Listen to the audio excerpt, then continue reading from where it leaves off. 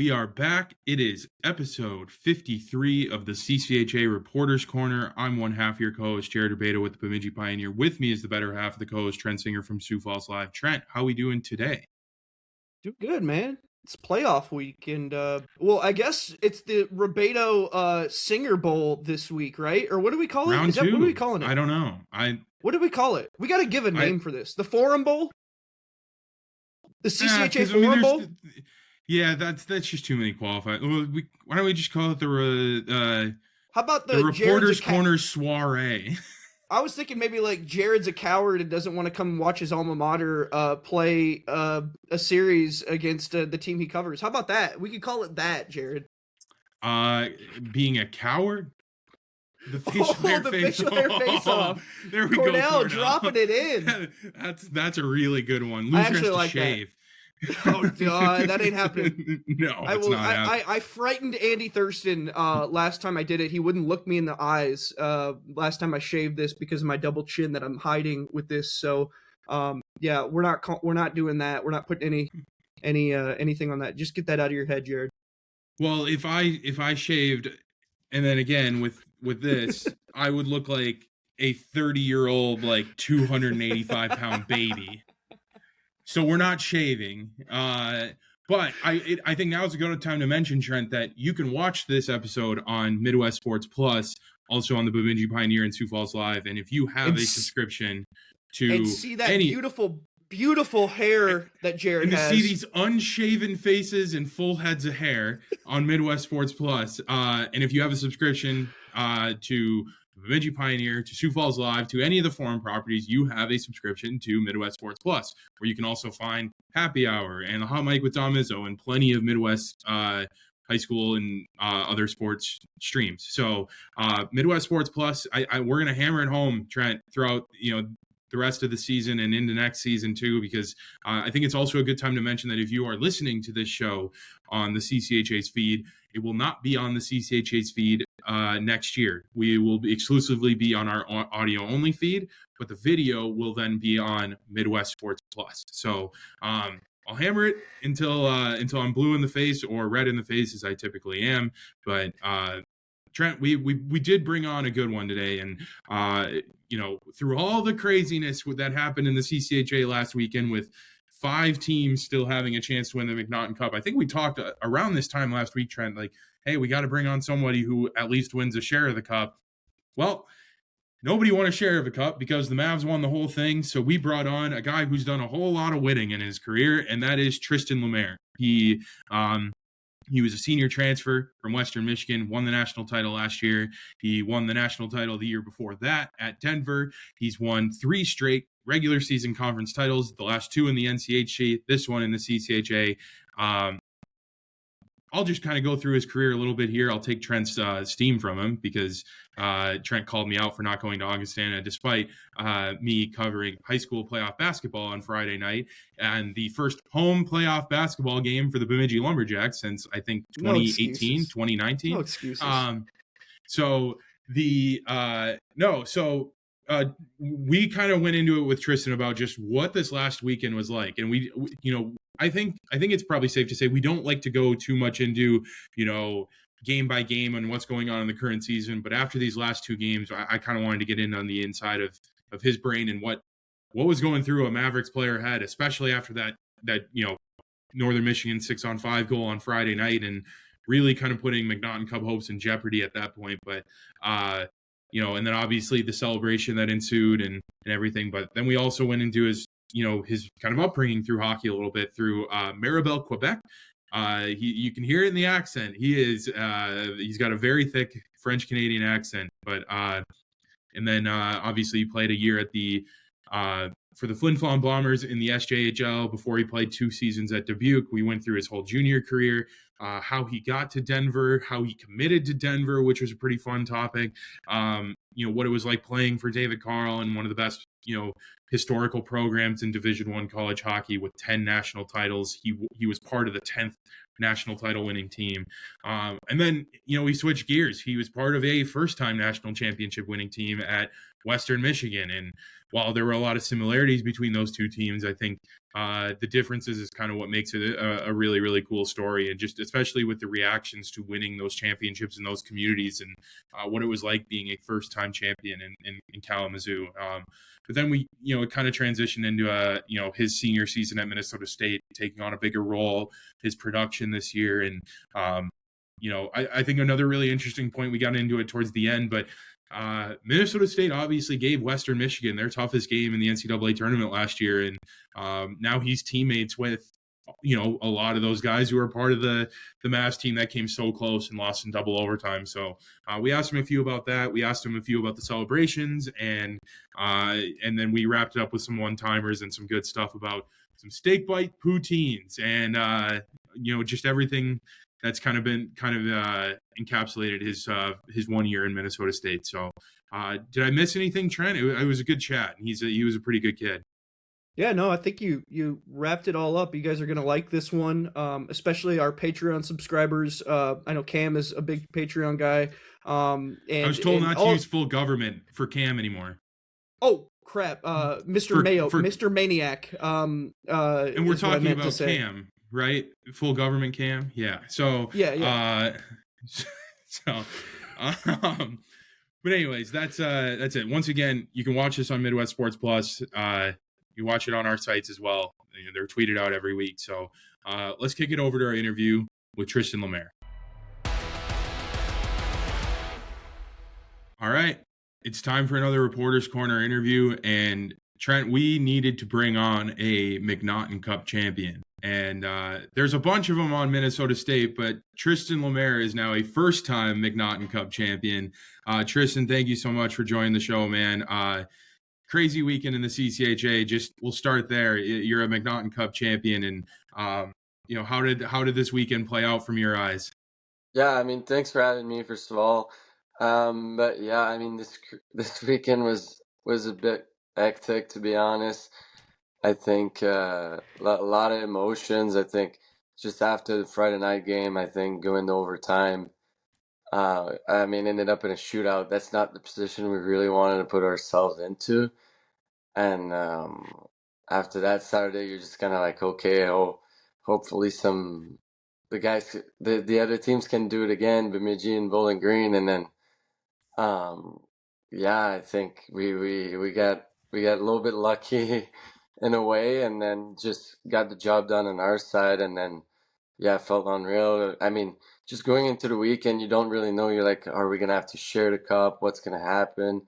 And then just kind of end up being on top of it, and just having for ourselves was really nice. Let's bring it back to last Friday, right? I mean, it was going great. You guys had the 2-1 lead. Obviously, Northern gets that 6-on-5 goal.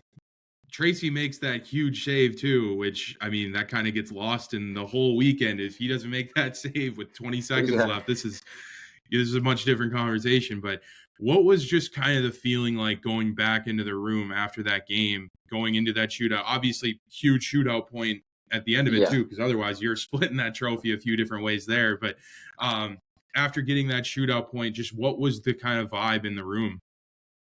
I mean, that was probably not the best feeling. I think that was probably like our worst win, like feeling wise.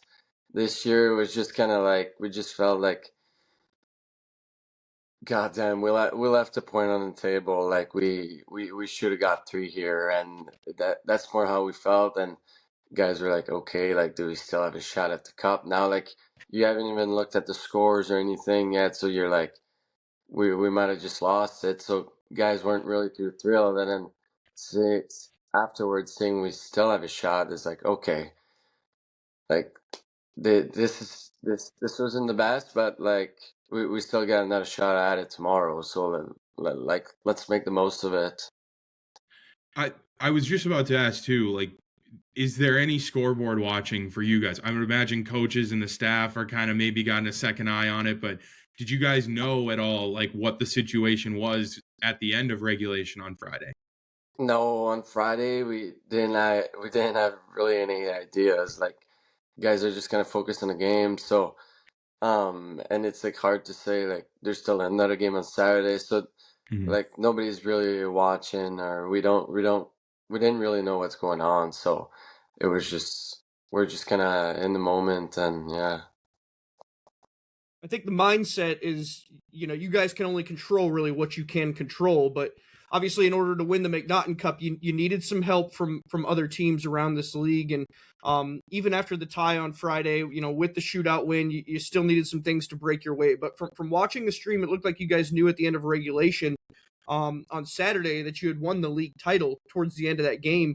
How did that process play out to allow you guys to celebrate on the ice? Yeah, I mean, it was just kind of like at the end, we knew, like, I think coaches or whatever kind of knew a little bit what was going on, or they had people telling them. And then, so once it got over with, like, guys are like, yeah, this is yours. So then, like, guys got really excited and, like, oh, Yeah. like, this is crazy. And then I still remember one of our guys, like, Finn Williams, like he didn't really hear that it was fully ours, so we celebrated and everything. And then Scotty that hooked us up here was just like, he's like, so Scotty, like, are we sharing this thing? What's going on? Like no, he's like, no, it's all ours. Like, it's all yours, guys. He's like, no way. And then he just got way more excited, and it was just like, so most of us kind of knew it was all ours, but some guys I think were still like, are we sharing this thing? Like, why is the cup not in the building? Like, what's going on? You had the cardboard cutout. Yeah, exactly. The cardboard cup. How Yeah. surprising was it to find out that you guys won the league outright? I mean, like you said, you needed Bowling Green to do some work. You needed Bemidji State to do some work. Like, a lot had to go your way. So what was that feeling like of, oh man, like we actually won the whole thing. We don't have to share this with anybody. Yeah, that felt kind of surreal. Like, I think a lot of our guys were just like, wait, did this just really happen? Like, all right, like we're super excited, but at the same time, like so surprised. And I think that's how our guys were just like, I guess it was the way it was meant to happen. And we're really excited. And I mean, every time like you get to win a trophy like that, like it's a way better feeling if you don't have to share it with anyone and Right. just to have one winner. So yeah, we're grateful that some of the other teams did some work for us, and then we just had to do our part on our side. So yeah. We'll get into your kind of history of celebrating trophies because you got a lot of trophies you celebrated in your college career. But obviously, this being your first year in Mankato, your senior year too, what was this season like for you with the Mavs, and just maybe how eye-opening was it just in playing in the CCHA and with a program like Minnesota State? Yeah, I mean, Mankato is like has like such a great history, and that was one of the reason I came here. I said like, I think like the success they've had in the past like at least 10 years has been unbelievable, and I was kind of like one of the main thing I want to come here and just kind of pursue that and keep the program going that way. And it's been, I mean, the CCHA, I think the last couple of years that hasn't been as crazy or tied in points, I believe. Like this year was just really, I think, with the CHL new rule, and like it was really really competitive. And then St. Thomas came in not too long ago, so I just thought like it was a lot of fun, and it was just like it was just, you can tell like the CCHA is moving in a like great direction, and just teams are becoming more and more deep. So yeah. Yeah. Well, we want to get into your hockey career a little bit. And I'm going to try to say this name. I know it's French Canadian. I don't know how exactly to say it. Mirabel? Am I saying that right? Mirabel? No. Mirabel? Mirabel. Yeah, Mirabel. Yeah, that's Mirabel. Okay, yeah, Mirabel. that's Okay. French way. Yeah. Yeah. You're from Mirabel, Quebec. I'd love to go to Quebec one day. I know the food is amazing. I'm not going to get into all that on this show. Yeah. That is the main reason I want to go. But obviously, from a very hockey centric area, I know it's near Montreal. It's kind of right because Montreal and Ottawa are not far from each other at all. No. It's kind of on that that west side of Quebec. Hmm. What just talk to me. What made you fall in love with playing hockey as a kid, and what was it like growing up in that area? In just a hockey centric market.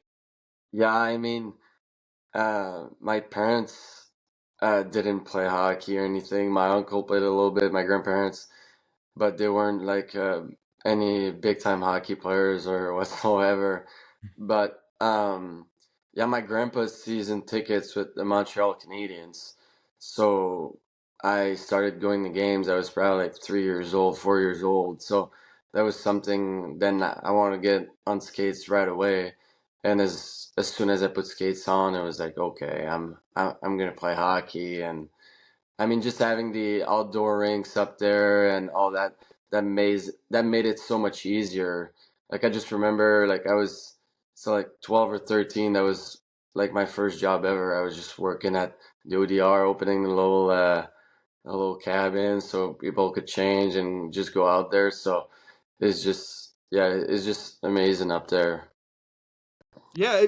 At what point in in those early days did you kind of realize that you could kind of go play at a higher level, like the junior level and the college level? Like when did you kind of start taking it seriously? I mean, I think when you're that age, like it starts when you start right away. I think just Right. looking at those guys in the NHL, you're like, I want to be like them. And then you first start dreaming. When I was a younger kid, was to play in the QMJHL first of all. Yeah. Like we had a team, the Armada was pretty close from home, and I was dreaming about all that, and then ended up changing my plans. But it kind of just as soon as you start playing and you watch older people or whatever it is, you're just kind of dreaming about it. Yeah. You talk about kind of changing your plans, right? And that Yeah, goes into kind of your first season in the SJ. You played for the Flin Flon Bombers. You had a good year too. I mean, yeah. 62 points in 44 games. But first, just what went into that that decision for you to go to the SJ for your first year of juniors? Yeah, I mean, I was at high school program in Halifax, so we didn't have much exposure. And then I kind of knew the coach there, Mike Reagan, from some other players that went there, and it was like two or three French Canadian that went before me, and they all got commitments Division One. So that was kind of like the thing. He always likes to get like kind of like a French skill guy because he doesn't have there's not many of those up there.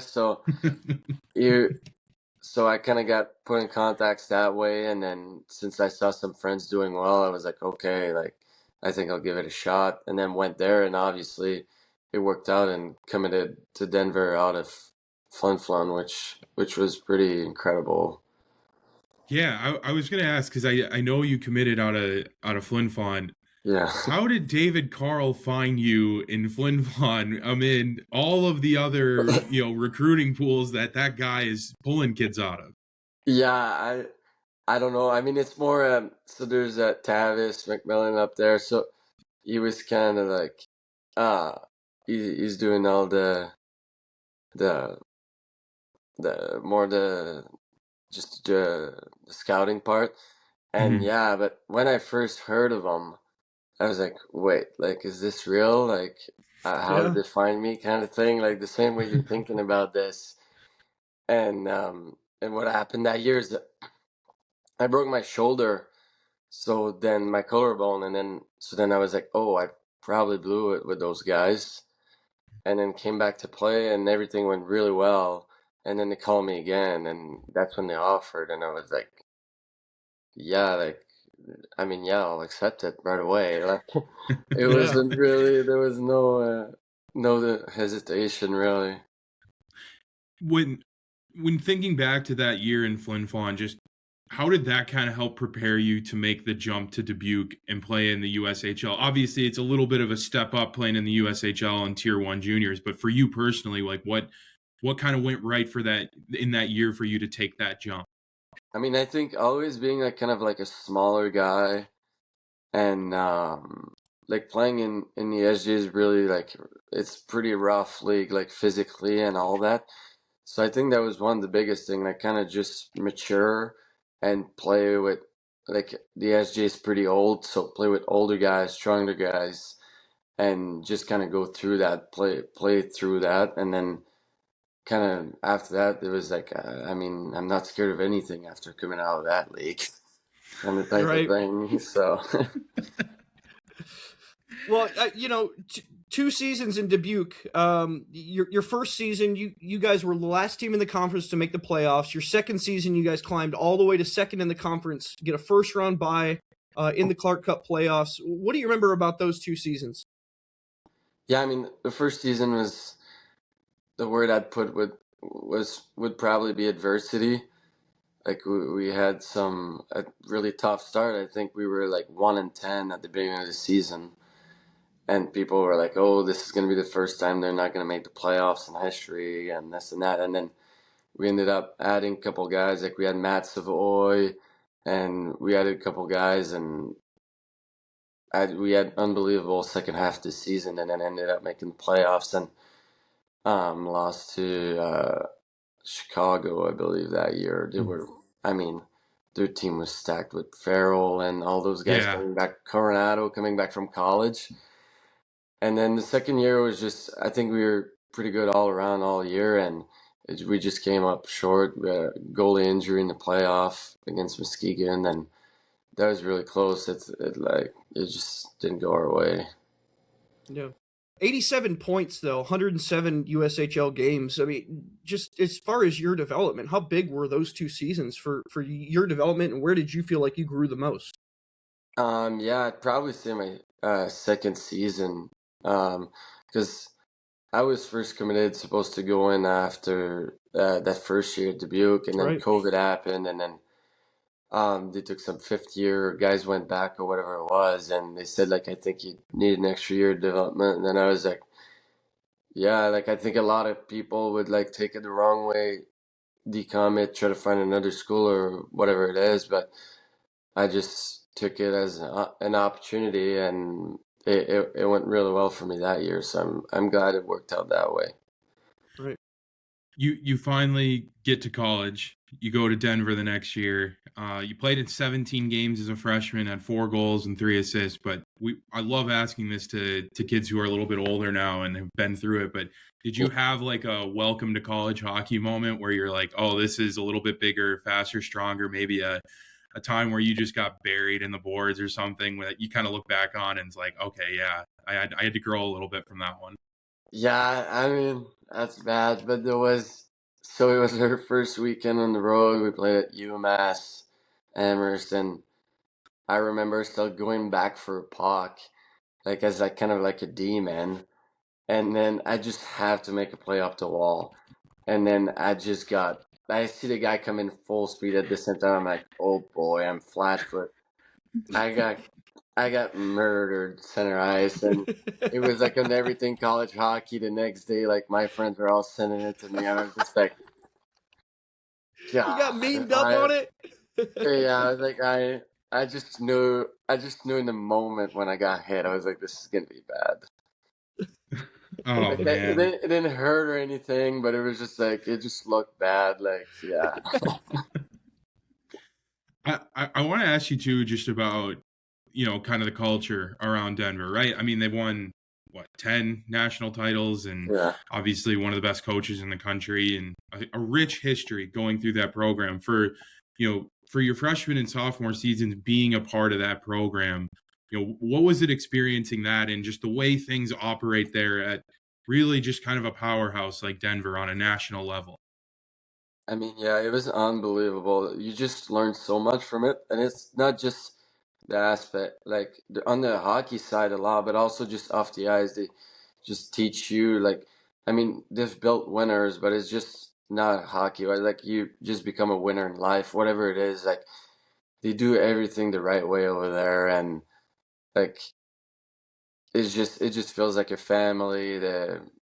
Everything is just so well run up there, and it was just like learning throughout that, and just like being more kind of like a glue guy and having more of like a role, bottom role kind of guy, and you just knew like every day you're just going to war and practice, and it's like I'm fighting for a spot in the lineup with two or three other guys, whatever it is, and like guys, like it was never personal or whatever it was with those guys. And some days I'd be sitting in the stands and he'd go, and I'd hope he was doing well, and I'd cheer him on. If like there was never like I feel like I've heard stories from some other schools that sometimes like those guys don't get along because you're trying to steal each other's Right. spot or whatever it was. And over there it was just like it's just a big family, and we're all doing the same thing, and I'll cheer you on, you cheer me on, and whoever gets to go, and yeah. Well, the sophomore year for you is where it really got interesting. Denver went on, we all know, went on to win the national championship in St. Paul. And, just from your perspective, you get to look back on it now. That was 2 years ago. What do you remember from that season and being a part of your first national championship winning team? Yeah, I mean, it's everything. Every time you look back on it, there's like new things you think of, whatever it was. Like because in the moment it feels just like such a blur. But Right. just like the adversity you had to go through, I mean, we won the first three games 2-1, and then the last game 2-0. And I still remember during that year, it was around Christmas. They would call brought like a paper in our room, and it was like we were like 30 something or 40 something goal against in college at that time, and it was like the past 10 winners of the Frozen Four where they were at, and they were pretty much all top 10 goal against. But we were first in the country for goals for, Mhm. which like that he was like we're right there, but he's like we need to fix that. Like we're not gonna win every single game, 7-5 whatever it was.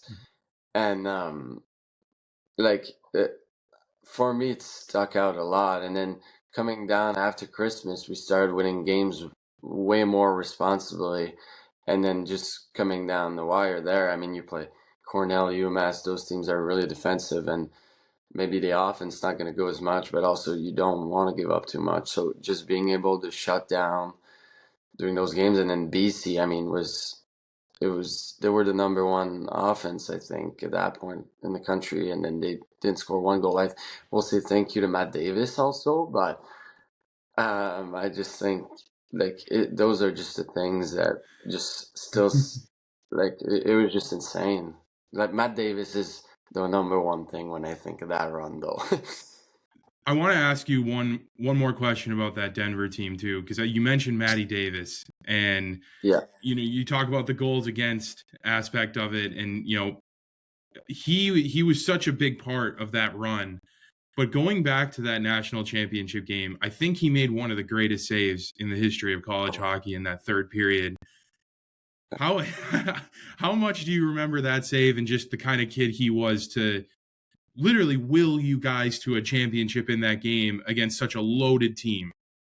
I mean, I like every time somebody mentions this to me, like I still get chills. Like it was just insane. Like sitting on the bench, you're like, oh no, and then he saves it, and it's just like the momentum from it was insane. And Yeah.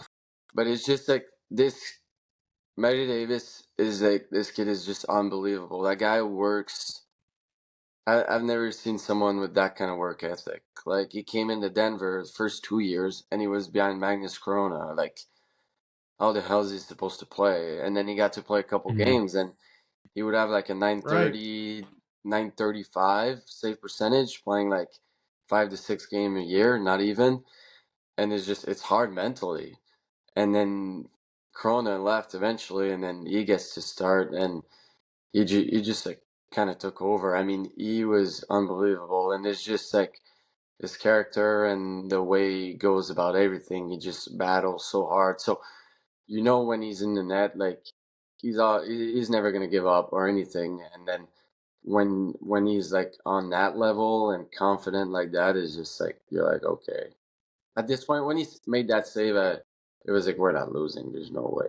Like they're not scoring twice on Right. them. Right. Yeah. Yeah. After that year, you go into your junior season, you transfer to Western Michigan, and once again, you win a national title. You help Western bring its first title to Kalamazoo. You played 42 games, had 14 points. We'll start with you. What made Western the right fit for your junior year and to join Pat Ferschweiler and the Broncos? Yeah, I think it was just to look something different, a different kind of opportunity.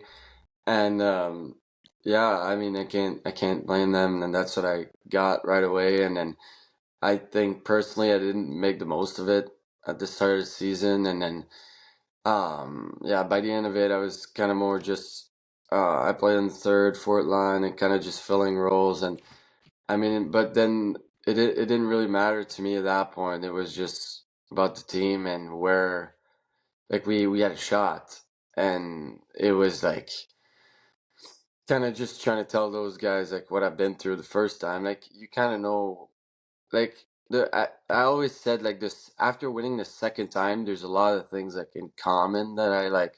Okay, I didn't think like this was going to be this similar, and then some things are like really different too. But then the first time you don't really know which one or which that actually are like the secrets to win or whatever you want to call them. And so, but you're just trying to share with those guys, okay, like whatever it is. But at the same time, like we had such a great leadership, and then we went through a lot of like adversity games before, like just in the playoffs, in CHC playoffs, we went to double overtime against Denver, and to beat them, like that was a big win. Mm-hmm. And mentally, we're like, okay, like if we have to play them again, they're gonna think about that game. And then we ended up playing them again, and then going to second overtime, and then that was crazy because both times we scored in the first shift of second overtime, and we're just in the locker Yeah. room. The second game, like, hey guys, we're gonna score first shift of second OT again, and then boom, it happens. And it's just kind of like insane. And that team was just so confident in those moments. I mean, both teams, even the year before in Denver. Yeah. But I think that's what I found. Like the teams that are really close to each other and kind of just don't panic, are super confident and play hard and just trust each other, or usually find ways. I mean, you can tell when some of the team starts to panic, or like you can feel it. And both those years it never happened. Like there's moments that maybe people in the stands panic because there's a chance or whatever it is, but the bench like like stays calm or whatever it is, and you just kind of trust each other. I want to ask you too, because obviously, like you said, there's a lot of similarities between that Western and that Denver team. But Western, in terms of how the team was constructed, they couldn't be more different. I mean, Western's their highest drafted kid was, I think, like a third or a fourth round pick. A lot of undrafted guys. I'm thinking of like Tim Washy, who got signed to an NHL deal right after. Obviously you have your big guys like there, like Hampton Sukinski was insane. Actually, the whole goalie room was insane that year. Yeah. But for a team like that to kind of get over the hump in a conference that's as tough as the NCHC, just how good did it feel to bring a championship back to Kalamazoo for the first time and give it to those fans? I mean, it was unbelievable. That's what I said. Like that feeling was so different because it's just like in Denver, you could feel like guys were talking about it before, like, hey, if we win, it's gonna be like this, it's gonna be like that. And then in Western, it's just like you have no idea how it's gonna be. Like Right. you haven't won one, you know what I mean? You don't know how people are gonna react, like how crazy it's gonna get, whatever it is. So it was just like to bring that. I mean, for us, it's unbelievable, but then to also bring that to the community and see the fans, and I mean, the fans are crazy up there, like in the best way. And so when we got off the plane the first time, and there was like limos waiting for us outside. And then we start going back on campus, and we take like the long way. It's usually like a 15-minute ride, and then it was like a 25-30 minute ride. And then there's people every single, like the whole time. The whole time you're driving, Wow. there's people in the streets with signs with their jerseys, whatever it is, the whole time. And you're like, Jesus, we've been driving for 25 minutes. Like, where are all these people coming from? Like, I didn't know there was that many people living in Kalamazoo. Like, and it's just like, just that drive, like, you're like, this is insane. And then we get to the rink, and there's another, like, I don't know, there was probably like 3,000, 4,000 people just in the parking lot. And we just get up there, and their Captain Wash, he kind of just didn't even know that was going on. He just kind of grabs the mic and just kind of gives a speech on the spot. And it's just like, it's insane. And then, I mean, after that, it's the same going around campus and all the love you get and you can give back. Like, people are asking for pictures with the trophy, whatever it is. That's anywhere you'll have that. But just when we came out and like that drive, and there was that many people that would just, I mean, like, didn't have anything else to do during the day and just show their love, like their love or whatever it is, their support. Like, it was just, it felt so good to just being able to do that for that community. I was told one more about Western, but I was told to ask you about what the championship celebration was like. And I was also told to ask you about the little gift bag you got Oh, from the NCAA, if you still remember that. yeah, that was on chatting. He was just he was asking me, oh, do you get like a bag, like a little present? What's going on there? And the boys were just making fun of him. They were like, what do you think? But no, I was just saying, like, the both years was fun because like I left, but then they still like kind of mail you like some of the stuff and obviously the rings and all that stuff. So I mean, because they always tell you once you're part of it, you're always part of it, you know. So Mhm. that's real nice, and I think I mean, the celebration in Western was pretty crazy. It was just, I mean, yeah, just that day, like that drive, and then we also had like we went to like in the gym that one time. We just pulled in limos in the gym, and then there was just like students and like a bunch of people from the school, and they're just sitting there, and we're going to sit down, and I mean, you could tell a couple guys are hurting at that point still, and it's just, but it's just like really, it was just a great time. I mean, both places, like I'd say I enjoyed the perks a little bit more in Denver because I stayed there longer because we had Mhm. school going to till June, so then I was just there. And then Denver, Western, I left a little bit earlier, so it was a little different. It was kind of more cramped up, and but yeah. Well, ultimately, you entered the portal again and found yourself at Minnesota State. You know, this offseason. You're in a bigger role this year, and obviously, you know, you're living up to it. You have 13 goals, 14 assists in 34 games for the Mavs, and you just won your third straight conference title. What has this season been like for you and Mankato, and really, you know, what made MSU the best place for your senior season? Yeah, I mean, it's been awesome with the guys this year. And I think personally, it was just about more opportunity, like offensively. And being as a senior and kind of also be in a spot I can lead and help the guys. And so that's kind of how it's been. And I'm so lucky and so grateful for the opportunity I've had. And I mean, it's been definitely a little bit different than some of the years. I mean, just coming in and we have 17 new guys, and just being part of that is just like, okay, like we're kind of just building our own thing, creating our own thing, and then still living up to the Maverick standards. And so hopefully we can keep doing that, moving into postseason playoff. But yeah. Well, you've got a good collection going here of rings. Where do you keep all these championship rings you have? Yeah, I keep them back home. Yeah, I've got pretty lucky. Yeah, yeah, I've got pretty lucky for that. Yeah, it's awesome. It's just something that nobody can ever take away from you. It's special. Sure.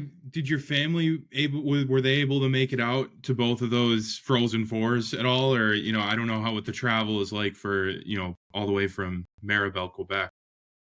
Yeah, I think like in the season sometimes it's a little harder. So they didn't like I see parents coming every weekend. Like they're not able to do that, but they both made it to the Frozen Four. Those are opportunities they're not gonna miss.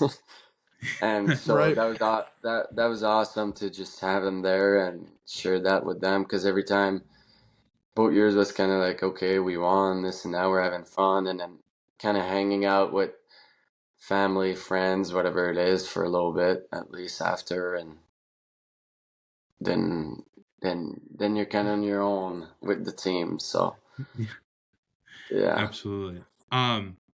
Kind of bringing it back to this year, though, right? I mean, obviously, you guys won the MacNaughton Cup. You're the number one seed. For as long as you guys keep playing in this tournament, it's a tournament that goes through Mankato. And when given your experience and what you've kind of seen in college hockey, what will it take for Minnesota State to get out of the CCHA, get back to the NCAA tournament, and get yourself a chance to win another ring? yeah. I mean, I just think like this group has gone through a lot of adversity, and that's where I think we'll be really good coming down the wire. I think when you go through that during the year, that's what I realized is just like then after that it's about confidence and being able to rise to that. Like we've been in those positions, we've conquered and whatever it was. So now that you're in those positions, you feel comfortable, you're ready to go. And I think, I mean, you look at Tracy. Tracy's unbelievable back there. That's like another thing people have to go through. Just him along is Right. he's a big piece, and I just think like if we play our capacity and then stick to what we can, I think we're going to be really hard to beat, and we'll create a lot of chaos, I think. I think too, what's interesting when you look at this team, and obviously they gave you guys at Western probably your toughest game in the NCAA tournament last year. Obviously, it goes to double overtime, and Yeah. but for the guys like you said, Tracy and Evan Murr and Luigi Benincasa, Campbell Psychos, Jacob Stender, these guys that have kind of been there and done that for this group, like. How much do you like? How badly do they want it? Like, can you see it in them of like getting back to that moment and getting back to that game and a chance to kind of take it another step forward with this group specifically? I mean, yeah, that's like one of the things like you can't teach that, and even me coming from the other side of it, like I don't even need to tell them anything. Like Right. I know like they're still hurt from last year. I mean, I remember Luigi was still one of the first couple of times I met him. He was like, "I can't believe I hit the post in the third." He kept talking about it with me, and I'm like, I don't know what to tell you. I mean, I'm happy you hit the post that year, but this year you don't need to. But it's just like you can tell like those guys like that. I mean, you wait so long, and it's not that often that you get to do that.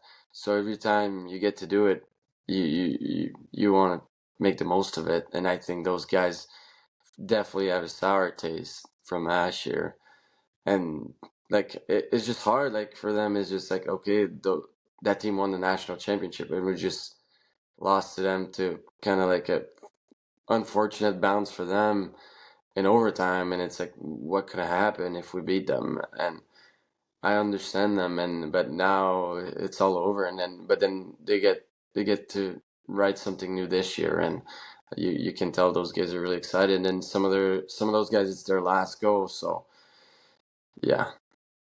Well, we're excited to see, I mean, how it all shakes out and where really this conference ends here, over the next 3 weeks. 5 teams, obviously, with winning records in this conference, Minnesota State obviously being one of them. And it's going to be quite the battle to the finish line, but we're looking forward to watching it. And we're going to close this out with some one-timers.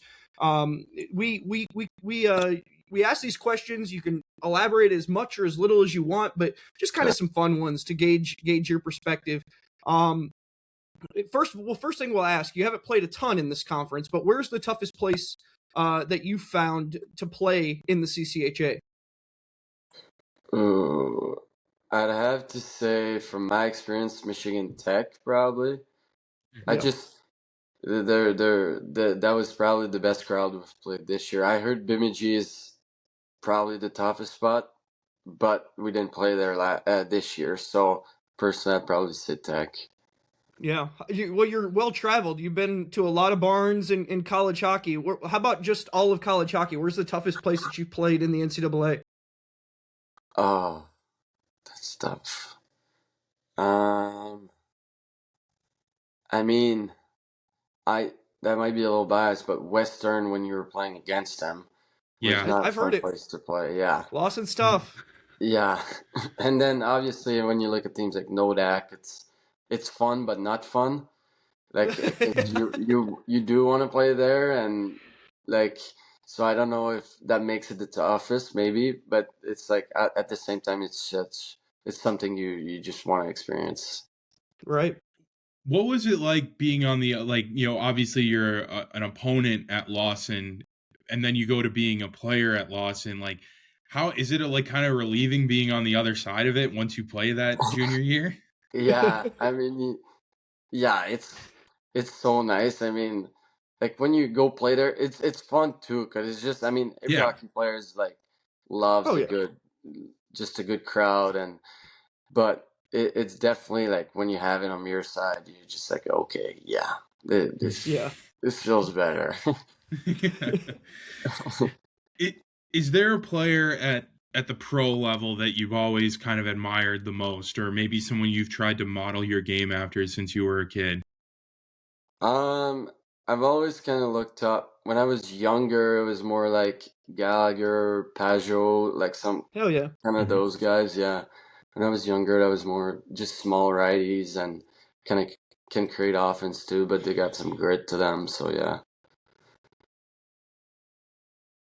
How about this? You play with a lot of guys, and so this is a fun one. Who's the most talented hockey player that you've ever shared the ice with? Probably Zeev Bouillon, I think. Yeah. He's not a bad answer. Yeah, no, he's so good. I mean, he just does everything right. I got to share with him and then played against him, and we went at it a couple times. But yeah, he's so dominant and so good offensively. He's a talker too. You can see that he likes getting into the mud a little bit. Chirping. Yeah, he loves it. What about the most? Yeah. Oh yeah, just the most underrated player you've ever played with. It could be in juniors, could be in AAA, could be at any of your college stops. That a kid that just flies under the radar that not enough people are noticing. I mean, I'd probably say 2 guys for that one. Just both coming from both teams that we won the national championship. But first guy would probably be Jared Wright. He just got his first NHL games with the Kings, actually. And it's just like his speed is incredible, and he just does kind of everything right. He's not like a flashy guy, but he does everything right. And he had the game-winning goal in that game. And I think he'll play in the NHL for a long time just because the way he plays. And then the other one, I mean, might not be surprising, but Washi, I think. Yeah.